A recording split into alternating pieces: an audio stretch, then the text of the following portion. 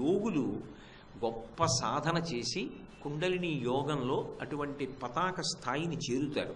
కాబట్టి వరసుధాం, ఆ తల్లి అలా పైకి ఎక్కినప్పుడు అమృత వృష్టిని కురిపిస్తుంది. యోగి యొక్క నాడీ మండలం అంట అమృతంతో తడుస్తుంది. అదిగో ఆ స్థితిని చెప్పడానికి అమృత వర్షమును కురిపించగలిగినటువంటి తల్లివి. కాబట్టి వరసుధాం షడ్యోగిని వీష్ఠితాం.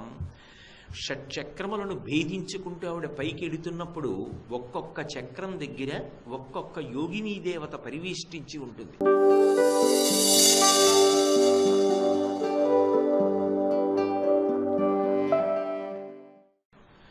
ప్రతి వారిలో కూడా 6 చక్రములు ఉంటాయని, ఆ 6 చక్రములనే 6 కమలములు, షట్కమలములు అని పిలుస్తారు. అవే షట్చక్రములు అని పిలువబడతాయి.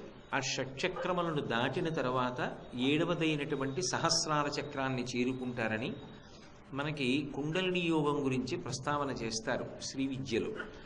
అయితే నేను ఈ సందర్భంలో ఒక విషయాన్ని మనవి చేయదలుచుకున్నాను. అవి కేవలంగా విని సాధన చేసేటటువంటివి మాత్రం కావు. అవి దానిలో నిష్ణాతుడైనటువంటి సిద్ధుడైనటువంటి గురువు దగ్గర కూర్చుని నేర్చుకునేవే తప్ప అవన్నీ పుస్తక పఠనం చేసో లేకపోతే ఓ పుస్తకాన్ని చదివి చెప్తే వినో సాధన చేసే విషయాలు మాత్రం కావు. కేవలము గురుముఖత గురువుగారి దగ్గర ఉండి నేర్చుకోవలసినటువంటి పరమ గోప్యమైనటువంటి యోగ సాధన సంబంధమైన విషయాలు. అయితే శ్రీ విద్యా తంత్రమునందు ఇది చాలా ప్రధానమైన విషయం. కాబట్టి శంకర భగవత్పాదులు ఇక్కడ అమ్మవారి యొక్క వైభవాన్ని ప్రస్తుతి చేస్తున్నారు. షట్చక్రాంతర సంస్థితాం. ఆ తల్లి 3.5 చుట్లు చుట్టుకున్నటువంటి పాము రూపంలో, పాము రూపంలో అంటే నిజంగా పాము అని కాదు, కుండలిని శక్తిగా ప్రతి వారి యొక్క వెన్ను పాము యొక్క చివరి భాగంలో పడుకుని ఉంటుంది ఆ కుండలిని అని. దాన్ని యోగమునందు నిద్రలేపుతారు. ఆ యోగమునందు లేచినటువంటి కుండలిని పైకెక్కుతుంది. అలా పైకెక్కినప్పుడు ఒక్కొక్క చక్రాన్ని భేదించుకుంటూ పైకెడుతుంది. అందులో మొట్టమొదటిది మూలాధార చక్రం. మూలాధార చక్రం తర్వాత స్వాధిష్టాన చక్రం. స్వాధిష్టాన చక్రం తర్వాతది మణిపూరక చక్రం. మణిపూరక చక్రం తర్వాత అనాహత చక్రం. అనాహత చక్రం తర్వాత విశుద్ధి చక్రం. విశుద్ధి చక్రం తర్వాత ఆజ్ఞాచక్రం. ఆజ్ఞాచక్రం అంటే ఈ కనుబొమల రెండిటి మధ్యలో ఉంటుంది, బొట్టు పెట్టుకునే స్థానంలో ఉంటుంది.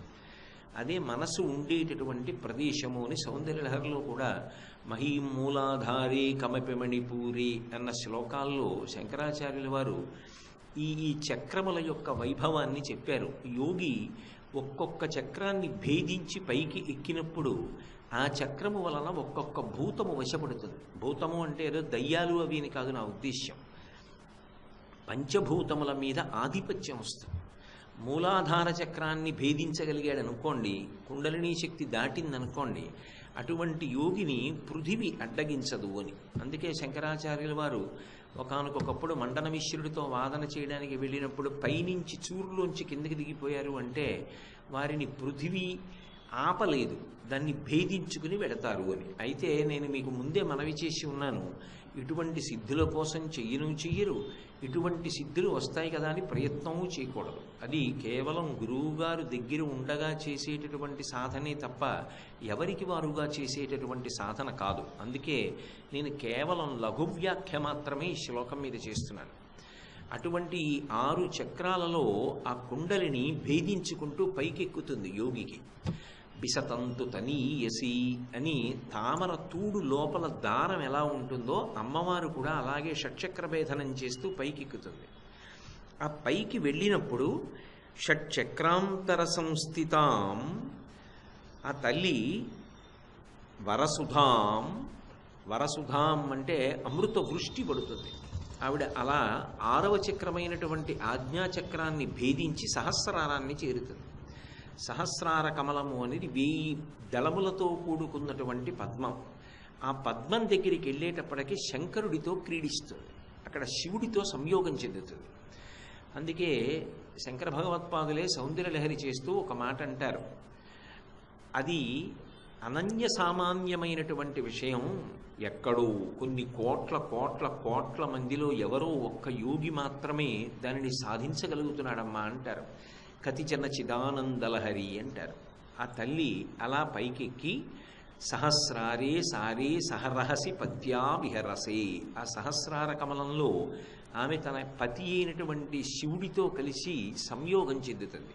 అలా సంయోగం చెందినప్పుడు యోగి యొక్క నాడీమండలం అంతా కూడా అమృత వృష్టి చేత తడిసిపోతుంది. అలా పైకి వెళ్ళడం, మళ్ళీ అంత జాగ్రత్తగాను సహస్రారం దగ్గర నుంచి క్రమంలో కిందకి దిగొచ్చి మూలాధారాన్ని దాటి ఆ కుండలిని మళ్ళీ పడుకునేటట్టుగా చేస్తారు. అంటే సమాధి స్థితి నుంచి బయటికి వస్తారు. అది వెళ్ళేటప్పుడు ఎంత జాగ్రత్త అవసరమో మళ్ళీ బయటికి కిందకు వచ్చేసేటప్పుడు కూడా అంత జాగ్రత్తగాను కిందకి రావాలి. దాన్ని మేరుదండ విద్య అని పిలుస్తూ ఉంటారు. అలా షట్చక్ర భేదనం చేసి సహస్రారాన్ని చేరుకోవడం, సహస్రారం నుంచి మళ్ళీ మూలాధారం దగ్గరికి వస్తూ ఉండడం. అది యోగులు గొప్ప సాధన చేసి కుండలిని యోగంలో అటువంటి పతాక స్థాయిని చేరుతారు. కాబట్టి వరసుధాం, ఆ తల్లి అలా పైకి ఎక్కినప్పుడు అమృత వృష్టిని కురిపిస్తుంది. యోగి యొక్క నాడీమండలం అంట అమృతంతో తడుస్తుంది. అదిగో ఆ స్థితిని చెప్పడానికి అమృత వర్షమును కురిపించగలిగినటువంటి తల్లివి. కాబట్టి వరసుధాం షడ్యోగిని వీష్ఠితాం. షట్చక్రములను భేదించుకుంటూ ఆవిడ పైకి ఎడుతున్నప్పుడు ఒక్కొక్క చక్రం దగ్గర ఒక్కొక్క యోగినీ దేవత పరివేష్టించి ఉంటుంది. మీరు ఈ విషయాలన్నీ కూడా లలితా సహస్రనామ స్తోత్రంలో కూడా ఉంటాయి. అందుకే ఆ లలితా సహస్రనామం చదువుకున్నప్పుడు మీకు దీనికి సంబంధించిన విషయాలన్నీ కనపడతాయి. మూలాధారైక నిలయ అంటూ మూలాధార చక్రంలో ఎలా ఉంటుంది, ఈ విషయాలన్నీ కూడా చెప్పబడి ఉంటాయి.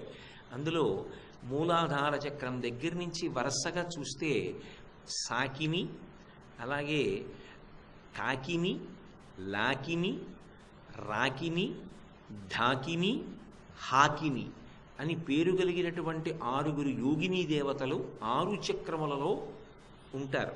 ఆ 6 యోగినీ శక్తుల చేత పరివేష్టింపబడి ఉంటుంది. ఒక్కొక్క చక్రం దాటుతున్నప్పుడు ఆవిడ ఒక్కొక్క రకమైనటువంటి నైవేద్యాన్ని స్వీకరిస్తుంది. ఇది అందులోనే మీకు ఈ పులగం వండి నైవేద్యం పెట్టడం అనేటటువంటిది కూడా అక్కడే ప్రస్తావన చేయబడుతుంది. ఆమె ఏ చక్రం దగ్గర ఉంటుంది, ఆమె ఆ చక్రం దగ్గర ఉన్నప్పుడు శరీరంలో ఉన్నటువంటి ఏ భాగం మీద ఆధిపత్యాన్ని పొందుతుంది. మధ్యా సంస్థ హంసవతి ముఖ్యశక్తి సమన్విత అంటూ ఒక్కొక్కసారి ఆమె ఎముకలో ఉన్నటువంటి గుజ్జుకి అధిష్టానమవుతుంది. ఒక్కొక్కసారి త్వక్స్థ చర్మం మీద అధిష్టానమవుతుంది. ఒక్కొక్కసారి ఆమె మాంసనిష్ట మాంసం మీద అధికారాన్ని పొంది ఉంటుంది, శరీరంలో ఉన్న ధాతువుల మీద. అలా ఆమె ఒక్కొక్క ధాతువు మీద అధికారాన్ని పొంది ఒక్కొక్క చక్రం దగ్గర ఒక్కొక్క యోగినీ దేవత చేత పరివేష్టింపబడుతుంది. ఈ 6 చక్రములను భేదించి ఆమె సహస్రార దగ్గరికి వెళ్ళేటప్పుడు 6 దేవతలు పరివేష్టించి ఉంటారు. చిట్ట చివర సహస్రారం దగ్గరికి వెళ్ళినప్పుడు యాకిని అనబడేటటువంటి యోగినీ దేవత చేత ఆమె పరివేష్టింపబడి ఉంటుంది. అప్పుడు 7 దేవతలు కూడుతారు చుట్టూ. అప్పుడు ఆమె శివుడితో సంయోగాన్ని పొందుతుంది అని. అటువంటి యోగ సంబంధమైన రహస్యం యోగి మూలాధారం నుంచి సహస్రార కమలం దగ్గరికి ఎలా వెడతాడో, అప్పుడు అమృత వృష్టి ఎలా పడుతుందో, 6 యోగినీ దేవతలు ఎలా పరివేష్టించి ఉంటారో చెప్పడం ఈ శ్లోకానికి ప్రధానమైనటువంటి ప్రయోజనం. అందుకే మీరు శంకరాచార్యుల వారి స్తోత్రాలు చూస్తే మీకు కొన్ని అద్భుతమైన విషయాలు కనపడతాయి. వారు ఒక అష్టకం చేశారనుకోండి, అది ఒక ప్రవాహంలా ఉంటుంది. మీరు ఒక ఏటి దగ్గరికి వెళ్ళారనుకోండి, మీరు అట్నుంచి దిగినా ఇట్నుంచి దిగినా ముందు ఏదో పాదాలు తడుస్తాయి, తర్వాత పిక్కల వరకు వస్తుంది, తర్వాత మోకాళ్ళ వరకు వెడుతుంది, తర్వాత తొడల వరకు వెడుతుంది, తర్వాత నడుము వరకు వెడుతుంది, ఒక్కొక్కసారి ప్రవాహం కంఠం వరకు వస్తుంది.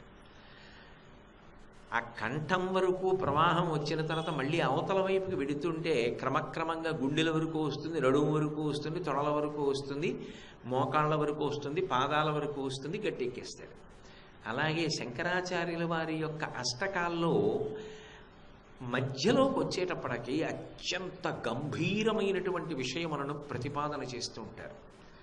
మళ్ళీ చివరికి వెళ్ళేటప్పటికి చాలా తేలికగా మనందరం కూడా అనుభవించడానికి యోగ్యమైనటువంటి విషయాల్ని ప్రస్తావన చేస్తారు. ఇవి ఉంటాయి సుమ అని తెలుసుకోవడానికి. నేను అందుకే 1కి 4 మార్లు ఇవాళ మనవి చేస్తున్నాను. అది విని అనుష్ఠించేటటువంటి విషయములు మాత్రము కావు. అవి గురువుల దగ్గర ఉండి నేర్చుకోవలసిన విషయాలు. కానీ అవి ఉన్నాయి, అవి అమ్మవారి యొక్క స్వరూపము అని చెప్పకపోతే జగద్గురువుల యొక్క వాంగ్మయం ఆ అష్టకం పరిపూర్ణత్వాన్ని పొందదని ఆయన ప్రస్తావించి ఉంటారు.